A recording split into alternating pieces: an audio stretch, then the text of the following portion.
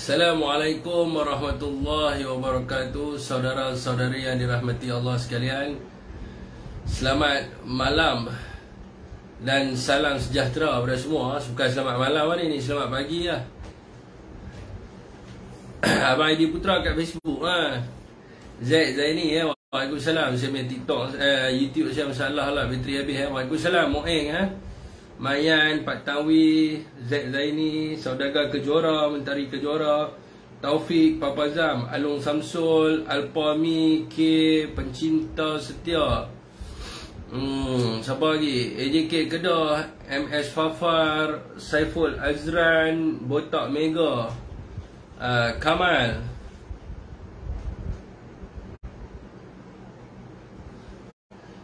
Adli, Rozehan, lewat yang Fi. Esok cuti, Fadli Ishak, Izul Chelsea, Syam Nek Narong daripada Padang Serai, Rosli Ismail, Masalih Hamid. Hari ini saya bersiaran secara live di TikTok dan juga FB saya lah. Saja bosan-bosan tuan-tuan, kita duduk biasa live kan. Jadi tiba-tiba orang kata apa, berhenti, orang kata apa, berhenti buat live siap kan. Jadi dia jadi ketagih juga tu sebenarnya kan. Tapi tak apa, share-share dulu daripada Kota Kinabalu terbaik tajuk malam ni Sembang Sahur ada lagi ada bang tak suka bang berambut. Kalau bang muka tak malu, main duduk sini. Baru start live bulan puasa ni, mulut orang PH ni teruk tu Dah lah kesusahan rakyat, mereka tak kisah. Saya sebenarnya tadi duk buat sedikit kertas kerja tuan-tuan. Sebab esok kita ada mesyuarat bersama dengan NGO nak bawa isu KDBSP ni pergi ke peringkat yang seterusnya. Jadi tu yang lewat tu. Sebab duk fokus pasal masalah tuan-tuan semua lah, saudara semua. Jadi duk kaji sikit tentang latar belakang KDBSP ni tak apalah, secara mukadimah saya boleh cerita. Yang mana bila kerajaan tak mau kaji, kita kena kaji lah kan. Jadi Datuk Wan begitu orang kata apa, prihatin kepada kehidupan rakyat ni. Dia pun tak habis-habis lagi salah Ramadan tak habis-habis lagi nak memperjuangkan KDBSP. Sebab orang kata apa, NGO jumpa dia dan bagi tahu kat dia, Datuk tolonglah Datuk tolonglah bagi komitmen Datuk 300% supaya kita dapat memperjuangkan soal KDBSP ni. Jadi dia pun bagi tahu saya lah, dia kata we need to do something lah, kita kena teruskan untuk mendesak kerajaan supaya mereka memberilah pengeluaran kepada rakyat yang sedang susah sekarang ni. Jadi itulah saya tadi lambat sikit buat live ni, duduk ni lah sebab esok ada meeting dengan NGO. Maka saya nak kena bentang sikit lah kepada mereka idea-idea yang kita kena masukkan. Sebab memorandum, saya dah terima lah memorandum daripada mereka lebih kepada memohon supaya KDBSP ni dikeluarkan. Maka kita kena sampai ke satu level yang kita kena bagi idea kepada kerajaan. So itulah yang Datuk Wan kata ni, selain daripada kita minta, jadi kita bagi idea kepada mereka. Bila kita bagi idea kepada mereka, maka kita kena melihat lah sama ada mereka terima ataupun tak idea tersebut. Jadi besoklah dia punya perbincangan dia. Dan saya cuba memahami lah isu berkaitan dengan KDBSP rakyat ni. Saya ingat isu ni saya nak bawa ke hujung. Tapi bila dah sebut ni tak syok pula kalau tak cerita, betul tak? Kena cerita sikit lah kan. Nak cerita hujung kan, nak cerita lah ni. Cerita lah ni tak syok lah, cerita hujung lagi lah. Bagi tuan-tuan share dulu tu banyak room malam ni cakap pasal KDBSP sebab kalau kita cerita di hujung, maka sekali kita boleh sambung visi untuk cerita pasal KDBSP, betul. Tapi kalau kita cerita di peringkat awal ni, sekali ujung sekali dia pergi kepada topik yang saya bawa, betul. Jadi nak cerita hujung kan, cerita lah ni. Cerita nak jadikan sebagai mukadimah kan macam mana? Kalau saudara nak jadikan sebagai mukadimah, saya boleh jadikan sebagai mukadimah. Kalau tuan-tuan kata kita nak cerita sekali, kita cerita isu semasa dulu, sekali baru kita cerita pasal KDBSP, maka sekali kita cerita Cerita ujung-ujung. Boleh boleh cerita ujung siapa ujung lah. Okey, boleh, tak ada masalah apa. Lah ni kita pergi isu semasa dulu tuan-tuan. Kita pergi isu semasa dulu Boleh isu dulu. Okey, isu dulu. Boleh. Cerita sekarang Fik, alamak, saat ujung, saat sekarang, saat ni dah sebut tu kan. Betul Syafiq, aku masuk juga room sebelah tadi Oh, mereka beritahu ada mesyuarat Hampa masuk dalam room siapa tu. Saya cerita isu semasa ujung nanti Lena. Betul kan sekali Lena tak apa, saya cerita skim pengeluaran last tak apa saya cerita lah ni, takut sekali ada Lena. Skim pengeluaran KWSP ni, yang pertamanya sekali kita kena faham kita kena faham situasi apa kehendak rakyat ni. Rakyat ni sebenarnya mereka nak apa? Sebenarnya mereka duduk merintih, mereka duduk mendesak mereka duduk meminta atas sebab apa? Atas faktor apa? Yang pertama sekali adalah kita kena faham problem statement tersebut. Bila kita faham problem statement, maka barulah kita dapat menyelesaikan masalah orang. Jadi apa yang dihadapi oleh rakyat sekarang ini berdasarkan permohonan yang mereka buat, berdasarkan apa yang mereka tulis dan sebagainya, luahan hati mereka, rakyat yang inginkan mengeluarkan KWSP ini majoritinya adalah kerana mereka terhimpit dengan bebanan hutang. Atas sebab apa faktor mereka terhimpit dengan bebanan hutang ini adalah kerana OPR dan kerana mereka terpaksa buat hutang yang baru apabila kita menghadapi pandemik dan antaranya adalah mereka dulu bekerja sebagai T20 ataupun M40 jadi mereka kehilangan pekerjaan mereka dan mereka terpaksa kerja baru. Bila mereka terpaksa kerja baru maka hutang mereka yang dulu besar, mungkin mereka pakai mereka tinggal di rumah yang besar yang mereka bayar bulanan yang lebih tinggi, tiba-tiba mereka hilang kerjaan, maka mereka tidak ada sumber untuk mereka bayar hutang. Jadi 90% ni adalah kerana mereka ni terhimpit disebabkan bebanan hutang. Antara bebanan hutangnya adalah hutang peribadi, hutang perniagaan, sewa beli kenderaan, perumahan dan lain-lain. Ada yang meniaga, lepas tu perniagaan mereka terpaksa ditutup dan sebagainya. Jadi oleh yang demikian, mereka apa yang mereka minta sebenarnya? Mereka ni minta apa sebenarnya? Yang ni yang kita perlu fahami. Apakah yang mereka minta dan apakah yang mereka nak sebenarnya? Jadi bila kita sebut tentang pengeluaran KWSP ni, kita kena memahami adakah KWSP membenarkan pengeluaran ataupun tak membenarkan pengeluaran. Jadi apakah kategori pengeluaran yang dibenarkan oleh KWSP itu sendiri. So yang ni kita kena tahu dulu. Jadi bagi skim pengeluaran KWSP, dia ada 3. Yang pertamanya adalah pengeluaran sebahagian, yang keduanya adalah pengeluaran bagi simpanan melebihi RM1,000,000 dan juga yang ketiganya adalah pengeluaran secara penuh. Jadi bagi pengeluaran sebahagian ni, dia mengkhususkan kepada akaun yang kedua. Jadi pengeluaran sebahagian ni, akaun kedua ni adalah apabila dia mencapai umur 50 tahun.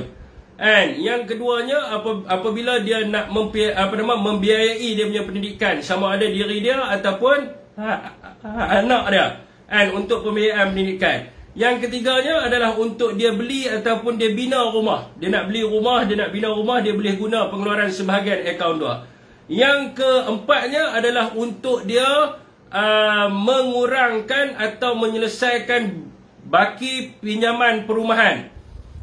Dan moderator tolong blok ni Ustaz, nama apa ni Helmi Mi ni, sebab dia mengganggu jadi saya susah nak ni. Okey, blok dia dah mute dia. Okey, dekat mana tadi yang 1 2 3 4. Okey, yang kelimanya adalah untuk dia membuat ansuran bulanan pinjaman perumahan. Jadi yang ketujuhnya adalah untuk dia memberi untuk dia beli rumah prima. Yang ke-8-nya adalah bagi tujuan dia nak menunaikan haji. Yang ke-9-nya adalah untuk kesihatan. Untuk kesihatan adalah dia ada sakit dan sebagainya. So pengeluaran yang keduanya adalah pengeluaran melebihi 1 million ataupun RM1,000,000. Sebagai contohnya, duit dalam akaun KWSP dia ada RM1,000,000. maka dia boleh keluarkan, yang mana KWSP memberi kelonggaran kepada ahli yang mempunyai simpanan lebih daripada 1 juta untuk membuat pengeluaran dan menguruskan sendiri lebihan simpanan dia tu. Jadi yang seterusnya adalah dipanggil sebagai pengeluaran penuh. Jadi pengeluaran penuh ini adalah yang pertamanya adalah apabila dia mencapai usia 55 tahun dipanggil sebagai akaun 55, ataupun dipanggil sebagai akaun 60 tahun, akaun emas. Jadi yang keduanya adalah apabila dia memilih untuk skim pencen ataupun dia nak bersara pilihan, maka dia boleh keluarkan keseluruhan KWSP dia.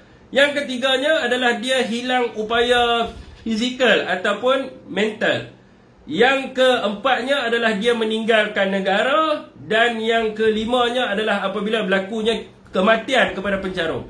Maka keluarga dia boleh mengeluarkan keseluruhan akaun KWSP dia. Jadi dekat sini, bila kita sembang tentang pengeluaran, KWSP memang benar pengeluaran. Tetapi bagi kategori-kategori yang saya bagi tahu kepada saudara semua. So apakah tuntutan rakyat sekarang ni? Dia nak apa? Dia nak keluar apa? Apa yang dia nak keluarkan?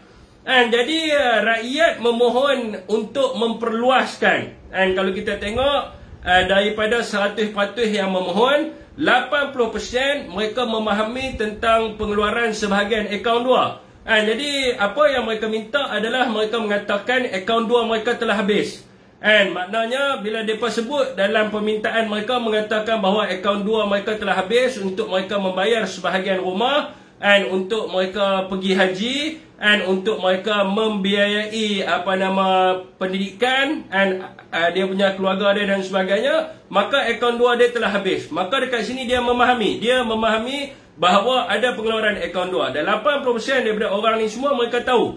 Jadi mereka minta untuk memperluaskan pengeluaran ini kepada akaun pertama. Sebab apa KWSP bagi pengeluaran akaun 2, bagi pengeluaran sebahagian, kenapa dia tidak bagi kepada akaun yang pertama? Ini yang rakyat tuntut. Maknanya rakyat inginkan KWSP memperluaskan pengeluaran sebahagian akaun 2 ini dibenarkan bagi akaun yang pertama. Yang ni yang rakyat nak.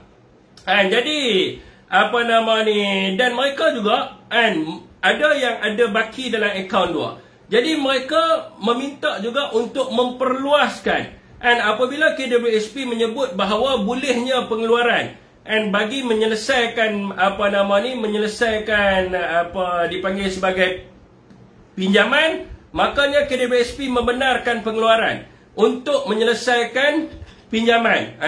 Cuma yang disebut dalam KWSP adalah pengeluaran bagi menyelesaikan pinjaman perumahan saja. Jadi lebih kurang 60% daripada mereka yang inginkan pengeluaran KWSP ni, mereka meminta supaya KWSP memperluaskan di bawah topik menyelesaikan pinjaman ini dengan memasukkan bahawa pencarum boleh mengeluarkan sebahagian akaun KWSP bagi menyelesaikan pinjaman PTPTN menyelesaikan pinjaman peribadi, kenderaan dan lain-lain jenis pinjaman. Sebab mereka nak menyelesaikan hutang mereka. Sebab mereka terhimpit dengan bebanan hutang dan juga kos sara hidup yang meningkat sekarang ini. Maka apabila KWSP membenarkan pengeluaran untuk menyelesaikan hutang rumah, kenapa dia tidak membenarkan untuk hutang-hutang yang lain? So ada dua dekat sini yang kita perlu fahami. Ni dah jadi 4. Dua dekat sini.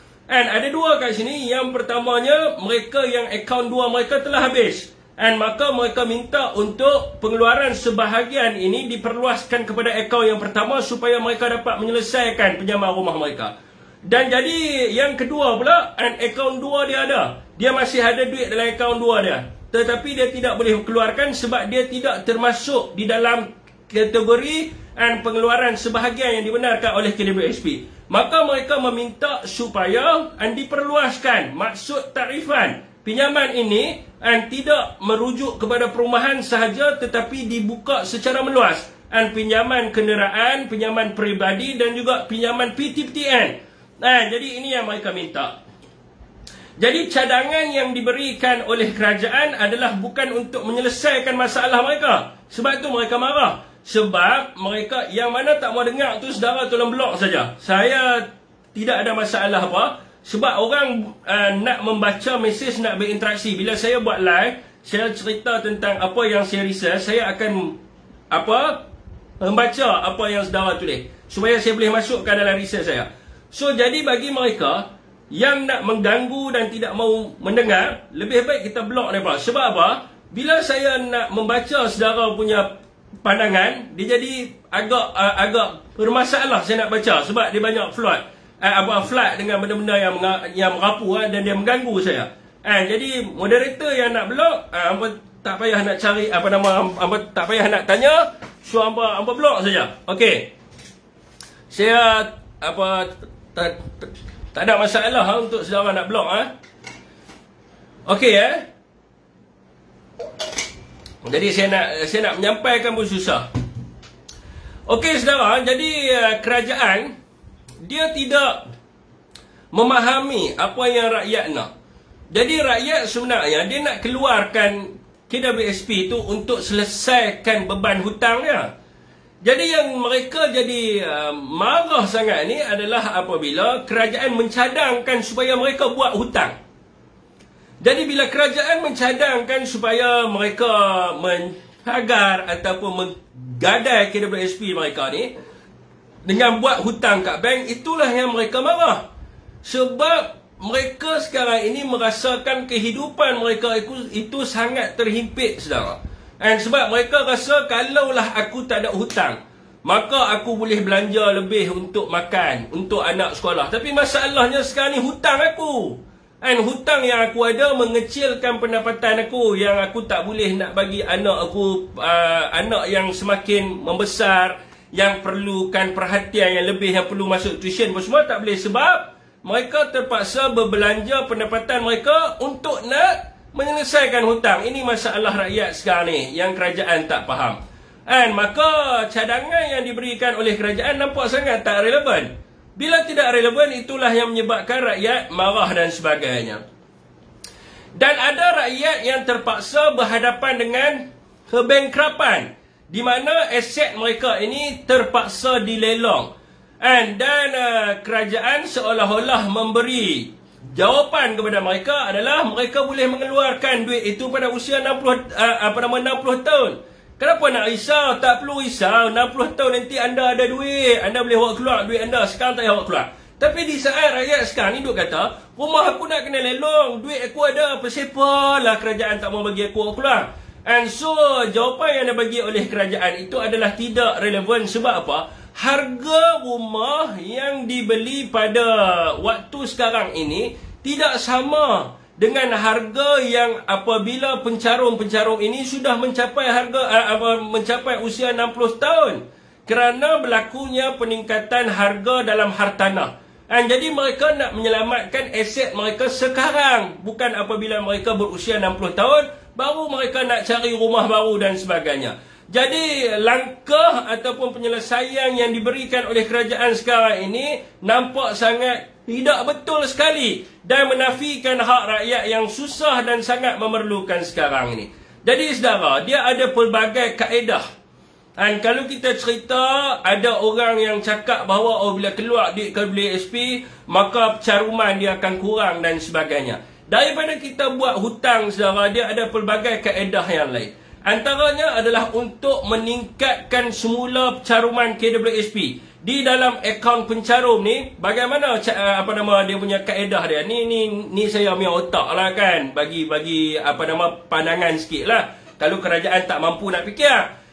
Sekarang ini potongan majikan adalah 13%. Dan manakala potongan bagi pencarum ataupun pekerja adalah 11%. Kerajaan boleh meningkatkan kadar caruman pekerja sehingga 17% dan dimasukkan terus ke dalam akaun yang pertama dan dia tidak akan membebankan rakyat. Oh, bila kita cakap macam ni orang akan fikir pelik lah. Macam mana dia naikkan caruman sampai 17% tetapi dia tak menekan rakyat? Yang ni kita kena belajar. Kita belajar math sikit Dan kita belajar matematik sikit. Dan sekiranya seorang rakyat ataupun pekerja yang dia punya pendapatan dia adalah 1,500, 1,800, dan dia mempunyai beban hutang sebanyak RM600 sebulan. Ni example lah, walaupun ada yang lebih, di mana potongan KWSP dia berdasarkan pendapatan 1,800 adalah RM198. Maka jumlah potongan pendapatan bulanan dia adalah RM798. So plus lah RM600 dia punya hutang, plus dengan dia punya EPF dia 198. So dia punya secara keseluruhannya adalah RM798. Sekiranya kerajaan membenarkan pengeluaran KWSP bagi tujuan menyelesaikan hutang dan meningkatkan potongan pencarun sebanyak 17% ataupun bersamaan dengan RM306, maka pekerja tersebut akan mempunyai wang tambahan sebanyak RM492. Sebab apa? Kalau KWSP membenarkan untuk dia hapus hutang, dia kena membayar hutang dia RM600 sebulan. So, bila kerajaan benarkan hapuskan RM600 hutang tu dan meningkatkan dia punya caruman dia sebanyak 17%, maka dia cuma perlu bayar RM306 sebulan, yang mana sebelum ni dia terpaksa membayar RM798. Maka dekat sini dia ada wang lebihan RM492 untuk dia belanja, untuk dia belanja makan minum dan sebagainya. Jadi inilah yang saya katakan, apabila ditingkatkan caruman, dia tidak akan membebankan rakyat. Sebab apa? Sebab kita telah pun hapuskan dia punya hutang. Jika dia bawa keluar RM10,000 dan kerajaan benarkan RM10,000 untuk dia bayar hutang dia, dekat sini saya nak bagi tahu, kalau kita naikkan, orang kata dia punya potongan dia sebanyak 17%, ataupun bersamaan RM492 sebulan, maka kerajaan hanya memerlukan 18 bulan sahaja untuk mendapatkan RM10,000 itu semula. Bukan lama, 2 tahun je dah dapat balik RM10,000 tu, di dalam akaun yang pertama dia. Sebab akaun yang pertama ni yang penting ni, sebab dia duk sembang tentang masa tua dan sebagainya. So tuan-tuan, dan ramai jugalah di antara orang yang membangkang pengeluaran ini, mereka mengatakan KWSP akan rugi. Tuan-tuan, untuk menjaga keuntungan KWSP bukan kerja rakyat. Rakyat bagikan duit dia kepada kerajaan supaya kerajaan membawa keuntungan yang lumayan pada dia. So bukan dia nak kena fikir sama ada KWSP ni rugi ataupun tak. Saya nak bagi tahu pada tuan-tuan, hari ni pelbagai projek-projek mega yang dibuat dalam negara kita. Dan kenapa kerajaan tidak menganugerahkan projek ini kepada KWSP? Saya nak bagi tahu pada saudara. Kalau saudara tahu, dekat UK dia ada projek yang dinamakan sebagai projek Battersea Power Station ataupun BPS. Projek ini dia menerusi kerjasama SIMDABI, SP Setia, KWSP dan juga PNB dengan kerajaan UK. Dan saudara semua, projek ini membawa keuntungan yang lumayan kepada pencarung-pencarung. Jadi sekarang ni banyak projek yang ada. Kita ada projek hebatan banjir, kita ada projek highway, kita ada projek, banyaklah projek. So benda ini boleh diberikan kepada KWSP supaya dia boleh buat untung. Bila dia buat untung, maka dia akan mengembalikan keuntungan yang lumayan itu dekat pencarung. Sekarang ni masalahnya, kerajaan masalahnya dia sendiri tidak mahu nak membantu KWSP. Dia kerja duk bagi kat kroni dia saja. Bila dia bagi kat kroni dia, lepas tu dia duk bagi tahu kepada rakyat, nanti KWSP rugi dan sebagainya. So nak dapatkan keuntungan lumayan bukan kerja rakyat, itu kerja hampa. Rakyat dah serah duit dah. Banyak mana duit ada, macam mana nak mengembangkan duit itu adalah ni lah. Apa dikatakan sebagai menteri ministry menteri kewangan yang terbaik dekat Asia, dekat dunia, so kena fikirlah macam mana nak menguntungkan EPF itu semula. Okey tuan-tuan, siapa yang beli tu? Siapa yang untung sebenarnya? Yang tak faham ni susah tuan-tuan.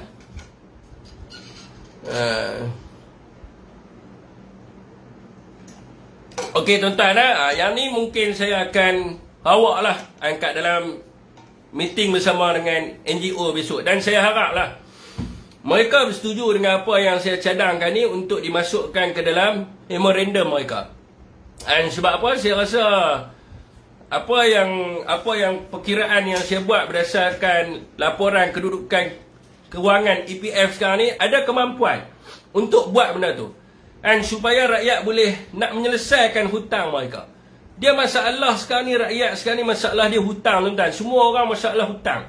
And dia kena bayar hutang RM1,000 and RM1,000 lebih. Dan duit yang sepatutnya dia bayar hutang tu dia boleh gunakan untuk bagi anak dia makan, untuk beri peralatan sekolah dan sebagainya. So hari ni kerajaan kena fikir macam mana nak mengecilkan hutang rakyat. Dan dia ada sebenarnya kebaikan kepada ekonomi kita. Sebab apa? Apabila rakyat selesai hutang dia, maka dia ada, orang kata apa, buying power tu ada. Bila dia ada kuasa untuk membeli, maka apa yang berlaku? Dia akan menyebabkan ekonomi kita kat dalam negara ni mengembang dengan baik.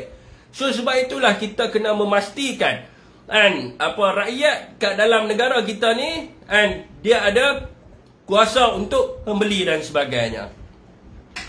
Okey tuan-tuan, nak tutup ke BSP pula dah. Buat apa nak tutup kan? Itu kerja orang gila. Okey tuan-tuan, Lokman Dan kata Syafiq lari ke Thailand. Loh, saya lari waktu bila? Saya lari Pitai. Saya duk ada di Malaysia seperti biasa. Okey tuan-tuan, saya kalau nak layan dia buat apa tuan-tuan? Kalau kita layan orang gila, maka kita jadi gila seperti dia. Membincangkan soal Illuminati dan sebagainya. Orang suruh ambil vaksin, tak boleh ambil vaksin nanti chip masuk dalam badan. Saya pun heran juga. Saya ambil bukan sekali ambil vaksin tuan-tuan. Saya ambil, saya rasa sekali dengan booster saya ambil 4 kali ke 3 kali ambil. Saya pun tak perasan. Bukan ada chip dalam badan saya pun. Jadi kalau kita layan orang yang tak apa nak betul, maka kita pun akan jadi tak betul macam dia lah. So buang masa yang untuk kita layan mereka. Okey, kita pergi pada isu semasa. Awak malam ni sama abang 4 kali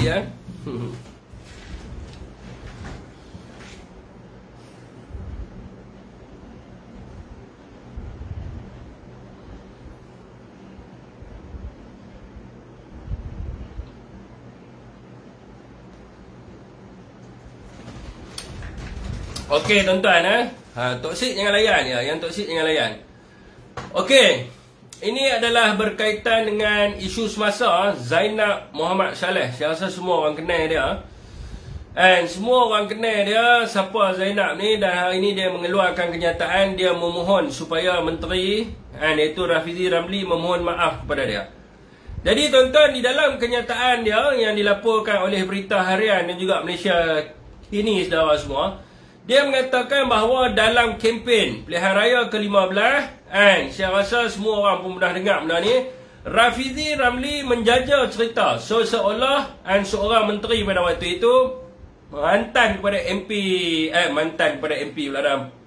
MP Persing iaitu Dr. Latif dikatakan mempunyai isteri kedua. Dia meyakih lebih kurang saya meyakih lah kan. Tapi sama juga, memalsukan juga. Saya tak ada bini dua, dia pun tidak ada bini dua. Rafizi mengatakan bahawa Zainab ini adalah isteri yang kedua kepada Dr. Latif. Yang kedua kan, yang pertama saya tak perasan lah yang tu. Tapi dia kata isteri lah. Dan Dr. Latif juga telah pun menafikan kenyataan tersebut. Dan masih lagi mereka menggunakan modal yang sama. Tuan-tuan boleh tengoklah video dalam TikTok, dalam FB. So Rafizi ni dia memang dalam kempen ni memang bohong lah kerja dia.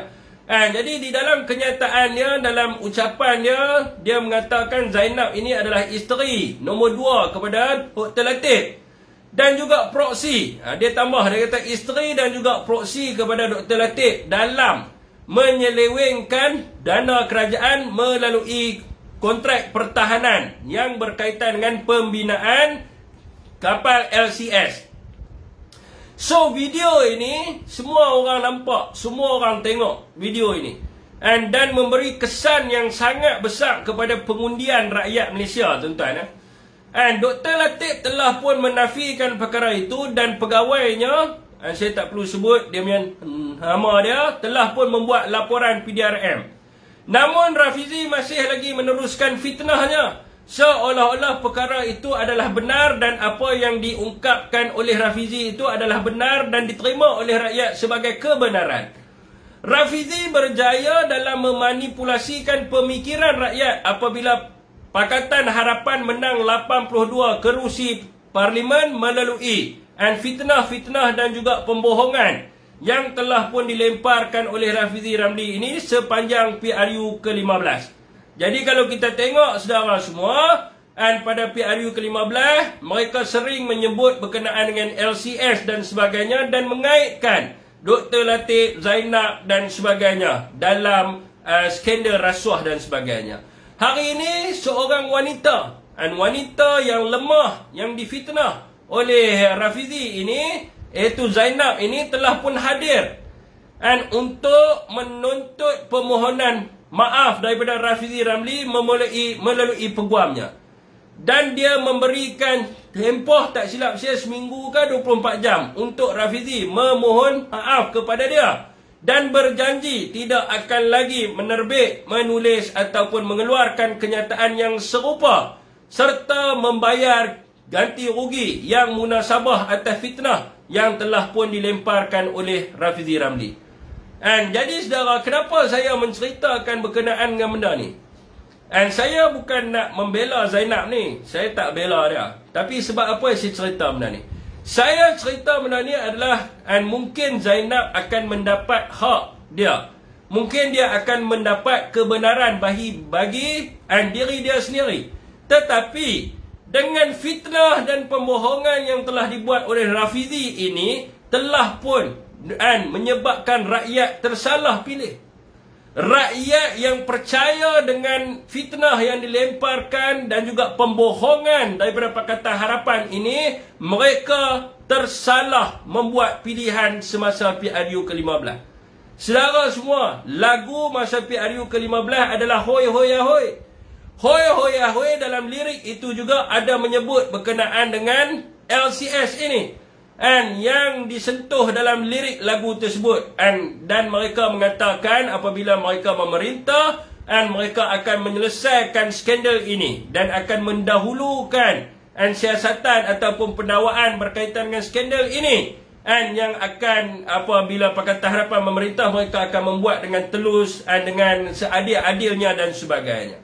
Jadi saudara semua, saya nak tanya, 82 kerusi yang dimenangi kerana fitnah dan juga pembohongan ini, adakah ia membawa keadilan kepada rakyat?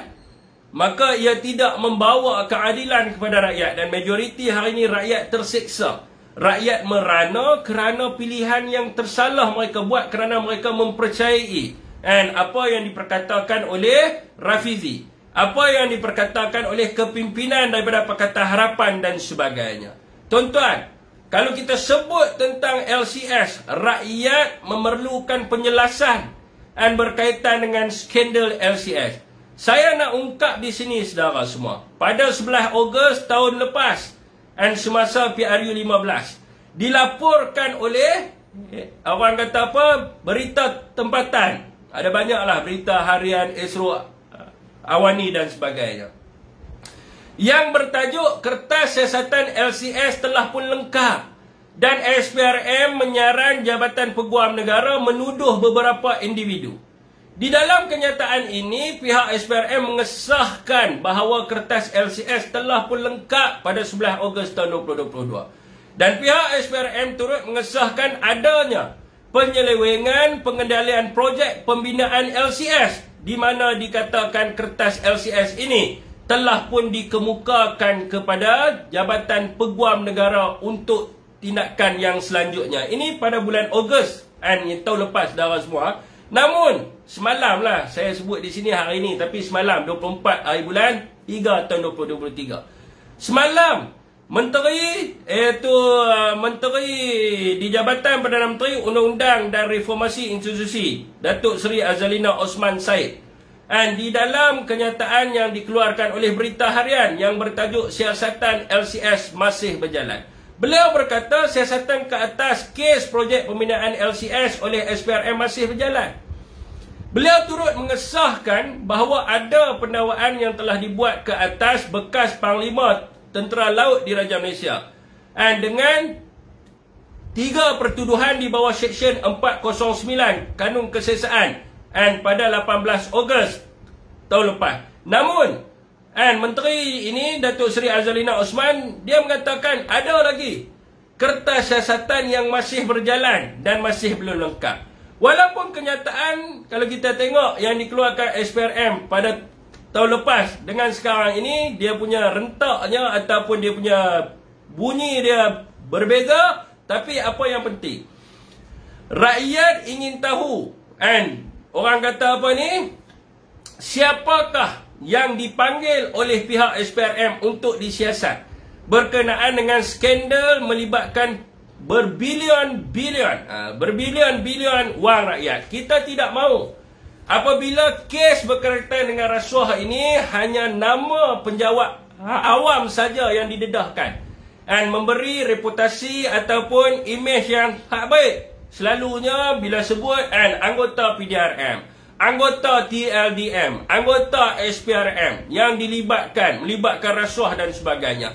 Namun nama-nama orang politik ini kita nampak dia sukar nak didedahkan. Sebab apa saya tak pasti. Tapi rakyat tidak mahu ada unsur melindungi pihak-pihak yang tertentu yang melibatkan skandal wang rakyat. Rakyat bukan saja nak mereka ini didedahkan, siapa yang disiasat dan sebagainya. Rakyat inginkan ketelusan dan keterbukaan pihak SPRM dan menteri untuk mendedahkan apakah siasatan yang sedang berlaku sekarang ini, siapa yang dipanggil untuk menyiasat dan melibatkan berapa bilion ataupun berapa ratus juta wang rakyat yang telah pun diselewengkan oleh mereka-mereka ini kerana skandal ini bukan satu skandal yang kecil, tapi skandal yang melibatkan melibatkan puluhan bilion wang rakyat. Jangan apabila ada kes yang melibatkan orang politik yang sebelah pembangkang, semua nak didedahkan,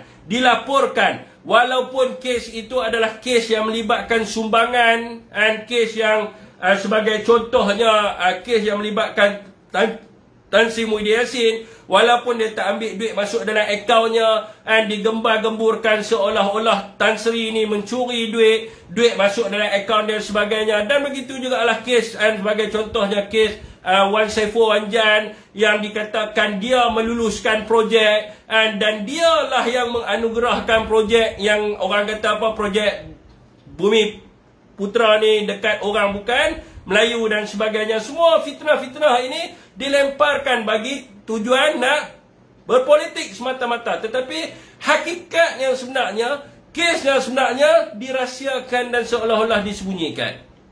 Jadi tuan-tuan, dan semua perkara-perkara yang palsu disebarkan bagi tujuan nak berpolitik dan sebab dekatnya pilihan raya negeri. Namun, apabila ada kes-kes yang melibatkan pemerintah dan yang melibatkan kerajaan, sunyi sepi dan tidak didedahkan kerana gusar kemungkinan memberi satu imej yang negatif dan di saat nak menghadapi pilihan raya negeri. Jadi rakyat dia tidak mahu benda tu. Dia nak didedahkan. Bagi tahu. You kata dalam siasatan, siapa yang disiasat? Siapa yang dipanggil? Manusia mana? Dan bila apa nama penyiasatan ini sekarang ni dah dia punya dah berapa persen siap dah. Dan bila nak buat penawaan dan sebagainya. Ini yang rakyat ingin tahu tuan-tuan. Jadi inilah bila kita tengoklah LCS ni ada dua perkara di sini tuan-tuan. Yang pertamanya adalah penipuan dan juga pembohongan yang nyata dibuat oleh Pakatan Harapan, dan kita haraplah Rafizi Ramli keluarkan permohonan maaf kat Zainab ni dan seluruh rakyat Malaysia akan nampak beginilah pembohongan yang dibuat oleh Pakatan Harapan ini. Dan yang keduanya adalah bila mereka sebut tentang LCS dan hari ni kita nampak diam, mereka tak dedahkan. Kita pun heran siapa yang kena panggil dan sebagainya. Dia tidak lagi ni. Yang mempercayai Pakatan Harapan ni amat menyedihkan. Ada dua saya nak bagi tahu tuan-tuan. amat menyedihkan orang yang mempercayai Pakatan Harapan ni. Sebab itulah dalam live saya sebelum ni saya bagi tahu, kebanyakan pengundi-pengundi Pakatan Harapan ni, kalau tuan-tuan pergi tengoklah dekat dalam live mereka, dan mereka yang buat live mewakili Pakatan Harapan, kalau tuan-tuan naik dan tanya kepada mereka apakah latar belakang pendidikan mereka, maka tuan-tuan akan tahu sendiri. Saya malah nak sebutlah mereka punya nama-nama mereka dan sebagainya. Ada yang mereka duduk, ini bukan saya nak menghina orang yang jual roti dan sebagainya. Ada di antara mereka yang duduk di kampung, yang meniaga kecil-kecilan, menebak roti canai dan sebagainya, dan dia bercakap seolah-olah dia nak menjadi adun dekat Kedah, nak jadi exco Kedah. Macam mana nak jadi exco kalau pendidikan pun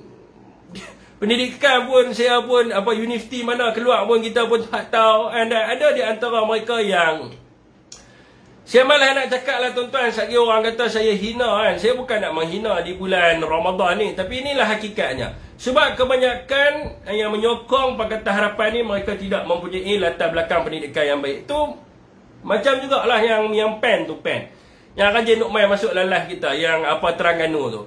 Itu pun sama, cakap soal ekonomi, cakap soal undang-undang.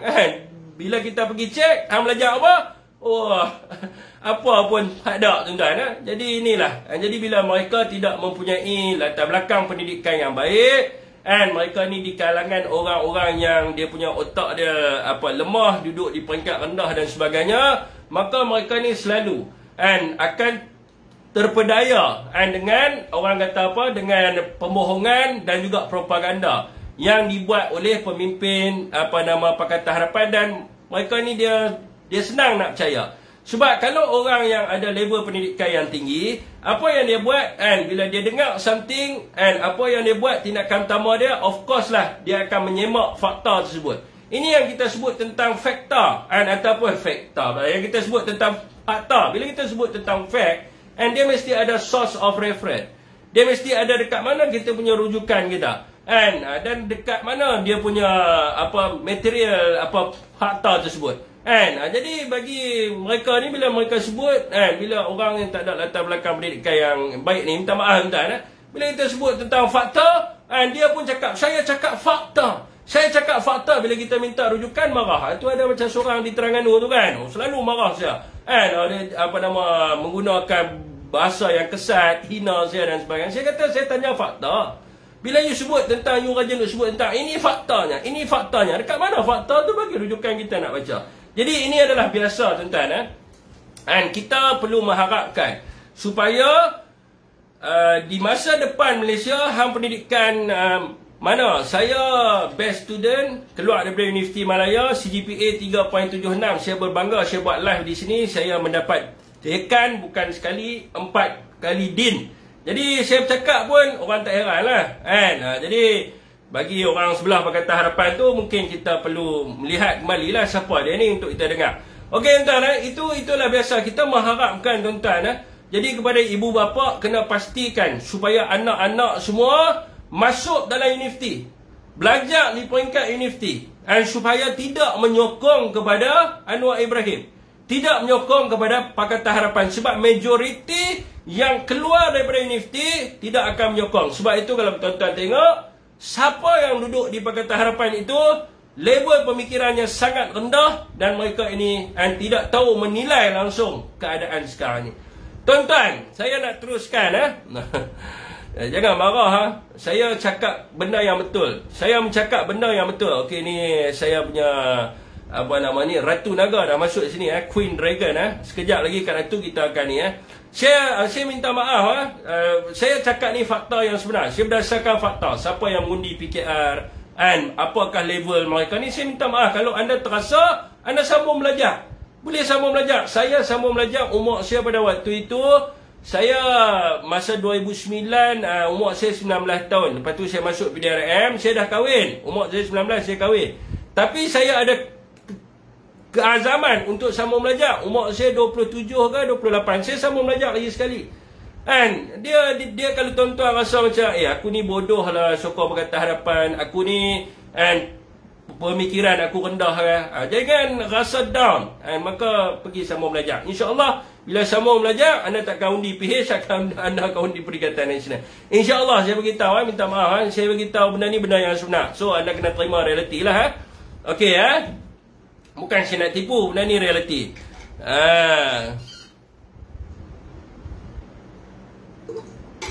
Minta maaf, saya minta maaf. Yang keduanya, tuan-tuan, Armada buat laporan PDRM kenyataan. Ni lagi sekali bohong lagi. Hari ni kerja bohong kan depa, tuan-tuan. Hari ni kerja bohong kan depa. Armada buat laporan PDRM kenyataan pembohongan Anwar Ibrahim dan juga Lim Guang Eng. Kerja bohong ya. Dan bohong mereka ni menyebabkan orang percaya kepada mereka. Jadi dalam kenyataan yang dilaporkan oleh Berita Harian, saudara, YB Ahmad Faizal, YB Wah, Ketua Armada Nasional, mengatakan bahawa Anwar Ibrahim sengaja berbohong dengan meninggalkan butiran yang penting mengenai pembatalan status pengecualian hukai bagi Yayasan Al-Bukhari ketika Lim Guang Eng menjadi Menteri MOF dalam Kerajaan Pakatan Harapan sebelum ini. YB Wah Ahmad Faizal ataupun YB Wah, saya panggil YB Wah senang. YB Wah mengatakan Lim Guang Eng mengelak dengan menyalahkan lembaga hasil dalam negeri LHDN. Dan juga Perdana Menteri Anwar Ibrahim berbohong mengenai Ketua Pengarah LHDN menolak permintaan Yayasan Al-Bukhari untuk pengecualian teks. Jadi disebut di sini YB Wan Ahmad Faizal mengatakan Yayasan Al-Bukhari menerima pengecualian teks sejak daripada tahun 2016 hingga 2018 ketika pentadbiran Datuk Seri Najib Razak sebagai Perdana Menteri dan juga Menteri MOF waktu itu. Namun LHDN menolak permintaan Yayasan Al-Bukhari itu ketika pentadbiran Pakatan Harapan berikutnya ketika Lim Guang Eng memegang portfolio sebagai Menteri MOF. Anwar Ibrahim berbohong. Banyak kali bohong dia sebut ni. Mereka ni suka bohong tuan. Bohong, manipulasi, bohong, fitnah, manipulasi. Anwar Ibrahim berbohong kepada rakyat dengan memberi maklumat yang palsu apabila beliau membaca Seksyen 44 bracket 6 Akta Hukai 1997, iaitu Menteri MOF tidak mempunyai kuasa pengecualian hukai, hanya Ketua Pengarah LHDN. Yang mana Anwar Ibrahim dengan sengaja berbohong kepada rakyat semua dalam negara ini sebagai Perdana Menteri, dengan sengaja tidak membaca Seksyen 44 bracket 6B Akta Hukai 1967 yang menyatakan dengan jelas rayuan terhadap keputusan Ketua Pengarah LHDN boleh dikemukakan kepada Menteri MOF yang kemudiannya untuk menentukan resolusi yang munasabah. Mengikut kepada kenyataan YB Waf, saya risau saudara semua. Dalam negara kita sekarang ni ada banyak pembohongan dan orang kata apa, propaganda, penipuan ini yang dihidangkan kepada rakyat. Apa yang kita tengok hari ini tuan-tuan, kita tidak mahu negara kita dibina atas pemimpin yang hanya pandai berbohong, pandai menipu, memfitnah untuk meraih undi. Bukannya seorang pemimpin yang pandai untuk mentadbir dan menguruskan negara dengan baik. Kalau tuan-tuan tengok cerita tentang Zainab tadi, bohong. Cerita ni Anwar Ibrahim sendiri bohong, Menteri MOF Lim Guang Eng pun bohong dan sebagainya mengikut pada kenyataan WAF. Hari ni kita perlu tengok tuan-tuan, negara Malaysia ataupun negara kita hari ini tidak boleh dibina oleh mereka yang pakar membohongi rakyat. Demi masa depan negara, kita tidak boleh membiarkan mereka ini, mereka yang suka fitnah, bohong dan menipu ini mentadbir negara kita. Apa yang kita tidak mahu sekarang ini, nusa bangsa yang seterus ini disaji dengan penipuan dan pembohongan, dan mereka terpesona kunun-kununnya pembohongan itu adalah sebuah kebenaran. Ini macam sekarang ni lah. Macam sekarang ni lah, walanon yang otak mereka level rendah kan. Bila mereka level rendah dan mereka ini hanya dengar apa yang Perdana Menteri cakap ya. Orang yang pemikiran rendah ni dia ada satu nilai kat dia. Nilai dia ni dia ada letak suban pada Anwar Ibrahim. Apa saja semua Anwar. Anwar kan. Bila dia bangun saja Anwar, bila orang kata oh tak boleh, Anwar orang yang betul, Anwar hebat. So dalam kepala dia hanya set Anwar saja. So orang yang pemikiran rendah macam ni, saya nak sebut stupid ni, saya rasa dia teruk sangat. So saya bagi mereka ni dia panggil sebagai low level thinking. Orang yang pemikiran rendah yang tersisih daripada pendidikan seperti mereka ini, walanon ini, mereka akan senang terpersona dengan pembohongan yang dibuat oleh Anwar Ibrahim, dan akhirnya mereka akan merasakan pembohongan itu adalah benda yang betul, fakta dan sebagainya. Inilah agenda perbodohan rakyat yang sedang disemat oleh Pakatan Harapan dan sekutunya dengan mempergunakan orang-orang yang menyokong mereka di kalangan mereka yang berpendidikan rendah, low level punya pemikiran, mereka yang tak berapa nak cerdik ini, mereka akan menggunakan mereka ini dalam agenda perbodohan rakyat. Jadi apa yang diharapkan adalah siapa yang pandai berbohong, maka mereka akan mendapat undi dan kepercayaan rakyat yang menyokong mereka atas daripada pembohongan yang mereka tengah buat. Budaya seperti ini sangatlah tidak baik, dan apabila yang memerintah negara ini adalah di kalangan orang yang hanya reti berbohong, menipu dan sebagainya. Di mana di akhirnya orang yang cerdik, orang yang macam duduk dalam Perikatan Nasional ni kan, orang yang berpendidikan tinggi, orang-orang macam ni akan dapat lihat sendiri. Apabila mereka yang memerintah negara ni orang yang tak berapa nak cerdik, maka saudara boleh tengok sekarang ni apa yang berlaku dalam pengurusan dan pentadbiran negara kita. Allah, nampak celaru, tidak nampak hala tuju yang jelas, nampak bercelaru, dan boleh kita mengatakan pentadbiran dan pengurusan kerajaan hari ini fail, 100% fail. Akhirnya apa yang berlaku? Rakyat yang cerdik, rakyat yang ada otak boleh fikir ni, mereka melihat akhirnya rakyat yang tersepit dan berjuta-juta duit rakyat dibazirkan sekarang ini dengan buat belanjawan yang terbesar 88 bilion, yang paling besar belanjawan dalam sejarah Malaysia. Tetapi kalau kita tengok belanjawan hari ini, kita tak nampak hala tuju yang jelas, tidak ada dasar-dasar yang jelas, tidak ada polisi yang jelas dalam pentadbiran negara, tapi hanya mempersonakan orang yang tidak berpemikiran. Contoh saya bagi pada saudara, pelancaran menu rahmah. Apabila peniaga menurunkan harga ataupun peniaga terpaksa letak harga murah, sebab kalau dia tak letak harga murah, orang tidak akan membeli produk dia. Dan benda ni berlaku kepada rakan saya. Dia buat turun harga. Bila saya buat video, saya promote, ada orang Pakatan Harapan mengatakan, ini menu rahmah, ini rahmah. Tengok, disebabkan kerajaan ini membawa agenda menu rahmah, maka peniaga itu menurunkan harga barang dan akhirnya rakyat dapat harga barang yang lebih murah. Ini nampak tak pemikiran orang macam mana? Ini adalah pemikiran orang bodoh yang tidak ada otak. Sebab apa? Hanya dengan trademark menu rahmah saja, harga tu takkan turun. Dan kalau peniaga buat turun barang, bukan disebabkan menu rahmah, dan mereka nak claim nasi bajet hari ni pun jadi menu rahmah, air sirap free pun menu rahmah. Setiap hari Jumaat, saudara, memang peniaga akan bagi air sirap free. Hari ni pun dah jadi menu rahmah, sirap free.